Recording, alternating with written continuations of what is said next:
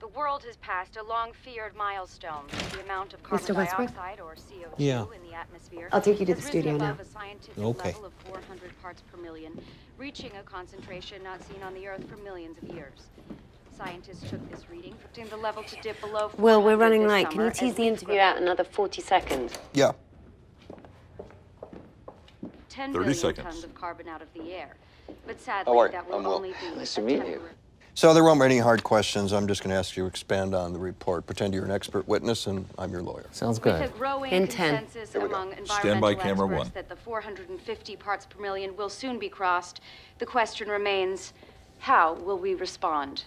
And joining us now in studio is Richard Westbrook, Deputy Assistant Administrator of the EPA. Welcome. Thank you. Mr. Westbrook, you've spent most of your professional career as a climate scientist in the public sector.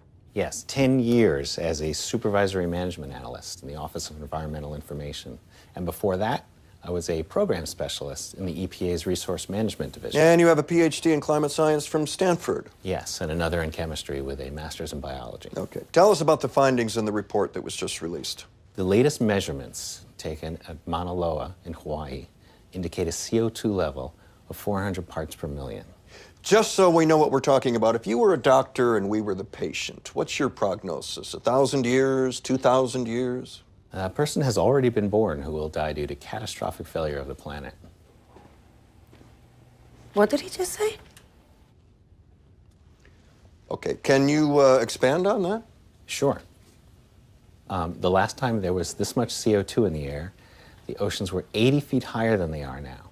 Two things you should know. Half the world's population lives within 120 miles of an ocean. And the other? Humans can't breathe underwater. You're saying the situation's dire. Not exactly.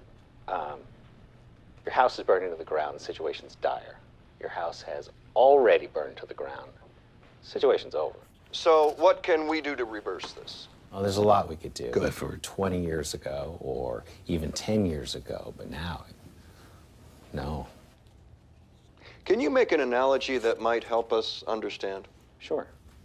It's as if you're sitting in your car, in your garage, with the engine running and the door closed, and you've slipped into unconsciousness, and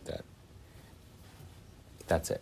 What if someone comes and opens the door? You're already dead. What if the person got there in time? You'd be saved. Okay. So now what's the CO2 equivalent of the getting there on time? Shutting off the car 20 years ago. You sound like you're saying it's hopeless. Yeah. Is that the administration's position or yours? There isn't a position on this any more than there's a position on the temperature at which water boils.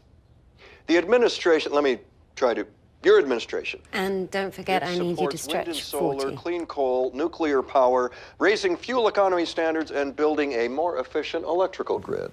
Yes. And? That would have been great. Let's see if we can't find a better spin. People are starting their weekends. The report says we can release 565 more gigatons of CO2 without the effects being It calamitous. says we can only release 565 gigatons. So what if we only release 564?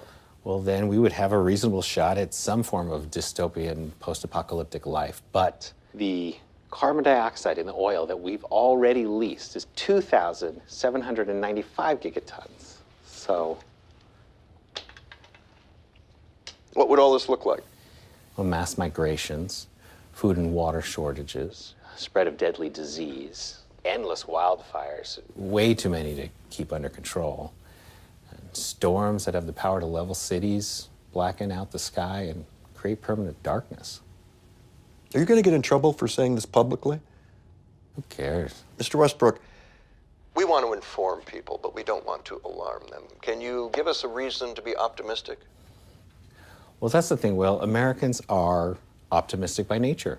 And if we face this problem head on, if we listen to our best scientists and act decisively and passionately, I still don't see any way we can survive. Okay. Richard Westbrook, Deputy Assistant Administrator of the EPA. Thank you for joining us. Thanks for having me. This is Newsnight. We'll be back right after this. Herb. Yeah, we're out.